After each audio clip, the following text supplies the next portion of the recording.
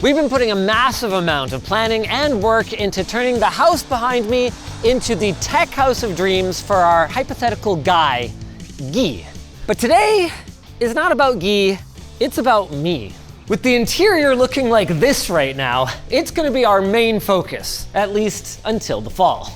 So I need some kind of low maintenance, or ideally, zero maintenance solution to handle some of the exterior grooming. That is where Mammotion comes in. They sponsored this video and sent over their Luba 3, giving us the idea of setting up a completely automated start to finish solution. I'm talking the garage door opens on its own, the lawnmower goes out, does its thing, goes back in, and it closes back up. Nobody touches it. Can we pull this off? Sure hope so.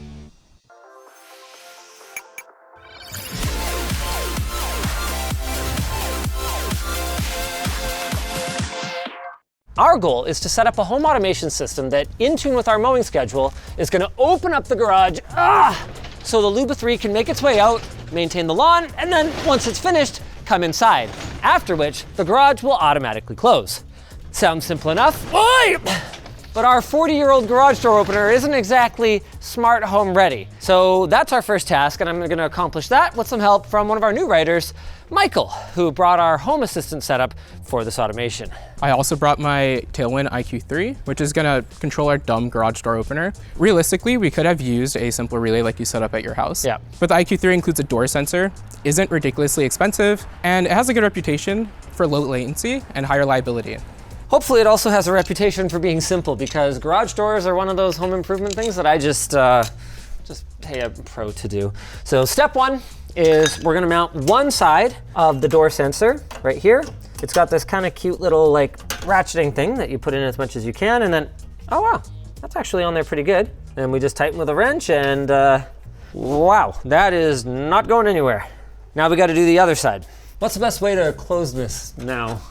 We're gonna need power. Yeah, I plugged it in. Well, there's no power in the house. Right, the whole panel's disconnected. You know what, no, it's probably easier to just do this and then just close it. There we go. Oh boy. No, keep going. This is the moment when we find out, hey, I did. I put it somewhere where there's not gonna be something in the way. Nice. We missed some stuff on the checklist of things we need for this. So we don't have our alcohol or rags, but hand sanitizer and the inside of your shirt will do in a pinch. Now, in a perfect world, I would actually probably screw this in, but I think our plan in the longer term is actually to make this the workshop side of the garage and have the other side be the car side. So this is a permanentary, temperant install. So I'm gonna use the double-sided tape. The alignment on this doesn't need to be crazy close, but it does need to be pretty close. Right around there. Should do just nicely. The polarity doesn't matter for these wires, so all we gotta do is twist them together, cap them off either with a moret or a crimp or whatever works for you. They're not high voltage wires. Then the kit includes a nice little variety of cable management clips to get this back up to the opener. Man, did I just say that these clips were really handy? Because I take it back. I cleaned that spot off perfect and stuck it. This adhesive sucks. We're going for the zip ties. This is pretty DIY friendly. Obviously, you could put more time into the cable management if you really wanted to, but whoop, that took me about 7 minutes, and I'd say it's acceptable. Now all we've got to do is strip 2 of these ends, and then we're going to put them into our Tailwind hub here, into door 1 sensor, and then common, so that's just the ground right next to it. Then to connect this to the garage door opener, we flip around to the other side, and we take this little included pigtail, and we plug into garage door 1 dry contact. And then this goes into the back where the dry contact switch would normally be activated. Now all that's left is plugging into power and syncing up the app. All right, thank you, sir. We do not have power here at the house, but we do have a Jackery, so this should work. Hey, look at it go. Okay, big moment. All right, that's good, that's the warning. Sophisticated. Nice! Now on our side, you can see, closed. Now we click it again, opening and open. And it gets that from the sensor data. Okay. Now we just have to start setting up the lawnmower. You know, depending how things go, we may end up keeping the Tailwind as part of the final installation for Guy. It supports all kinds of automations, including things like opening up the garage door automatically when you turn onto your street. In fact, I'd even be pretty interested in something like that. But for now, let's take a closer look at the Luba 3, which should have even less assembly than last time, now that there's no RTK antenna or extra wires required on the outside. For the base station, the idea is to have it near-ish the door, leaving enough space around it for obstacle avoidance, and then obviously having it close enough to our Jackery that it's going to be able to charge up our Luba. Did I say Jackery? Sorry, I meant 2 of these Blue Yeti AC300s. Because we're gonna leave this unattended for long periods of time, and we wanna be able to handle the 210 watt fast charging for the Luba, this is gonna give us plenty of capacity for that.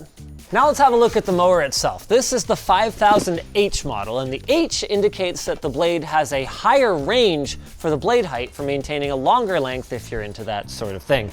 And wow, they really have cut down on the assembly for this thing. Basically, all we gotta do is plug in this front spring-loaded pressure bar, and that way it's gonna know if it accidentally rams into anything. Then on the bottom, we screw on these safety bumpers. As you can see, this unit isn't exactly clean. That's because we've already done some validation to make sure that it's gonna be suitable for our use case. It's more than suitable, it's actually kind of overkill. This thing is rated to do like, I think a 5,400 square foot lawn or something like that between charges. Ours is a fair bit smaller than that, but that doesn't mean that we can't use some of its more advanced features. And a big one is its ability to very accurately map out your lawn, go about its business, and return to home base. 2 more things. We gotta put this little key in the back or it will not do anything. And then I actually forgot to tighten on the bumper. There we go. Let's throw it on the base station now. Excellent. Hey, charging indicator already, just like that. Now the rest of the setup is gonna be through the app. Once you hit add lawnmower in the app, it should automatically detect a lawnmower through Bluetooth. Boop. And I helped.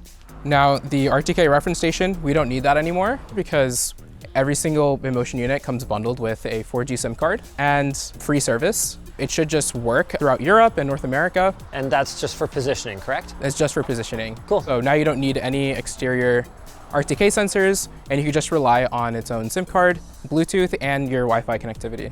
Now that that's detected, the next thing we have to do is make sure that it is using that iNavi service. So we're gonna go over to our RTK settings. Our signal is good. For positioning mode, we're gonna click on that and hit iNavi Net RTK, and now it should just have Net RTK set up. Okay. Now we have to set up our map, but first we need to open up the garage. Oh, right. Which we can do with our home assistant automation. Huzzah! Now to create a map. No toys, wires, branches, sticks, etc. No problem. Start mapping. I think I'm gonna do manual mapping. Just things are a little cluttered right now. All right, we select go to lawn, forward, left. I'm gonna try to do this as much like I would want it to do as possible. Don't mind me, I'm just taking my lawnmower for a walk. In case of mistakes, hold the joystick reverse button. Robot will reverse along its previous route. Oh, cute, okay. It's worth noting that you don't have to draw the most perfect outline in the world. I'm just being a bit of a perfectionist right now. And we're back to the start. My lawn has been mapped successfully. Now it is worth noting that I was obviously taking it for a walk, but as I was doing that, it was using LiDAR and computer vision in order to make a 3D map of the space. So theoretically, I can add another lawn, but we're not actually planning to upkeep the back because we don't care about that. So we're just gonna do the front. So then I'm good to go. Start mowing, right? Not quite. Before we do that, I just wanna go over here to create, and I'm gonna create a no-go zone because the last thing I want is this thing trying to mow these. That probably wouldn't go too well for the blades. Mapping successful.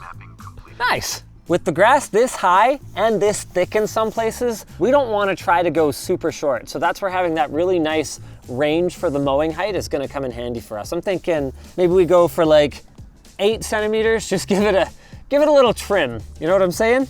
And start. Here it goes. You can really see with how our neighbor obviously takes care of his place that it was important for this to not look like this all the time. Look at her go, bud. She's ripping, bud.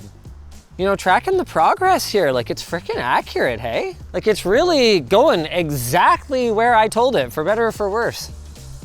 With the lawn mapped and the mower back in its stock, all that's left is setting up our Home Assistant automation. Right now we're gonna trigger the automation manually, but once we can see that the mower can consistently do its job, then we'll set a schedule. We're gonna have our first event happen in parallel with the mower being sent out to mow and the garage door opening up. Once the mower has reached the lawn, the garage door will be triggered to close, and once it has a progress of at least 95% or a state of returning back to the dock, then the garage will open back up, waiting for the mower's return. Once the mower is back in its base station, the garage door will close and that'll be the end of the automation. So in theory, no one should have to touch it. And now the rest is just gonna be up to Linus. I gotta say, it's pretty cool seeing it power through some of those really thick patches. You might have noticed we don't have any slopes on our lawn, but the Luba can also use that power with its 4 independently driven motors to handle just about any terrain, including slopes up to 38 degrees or an 80% grade.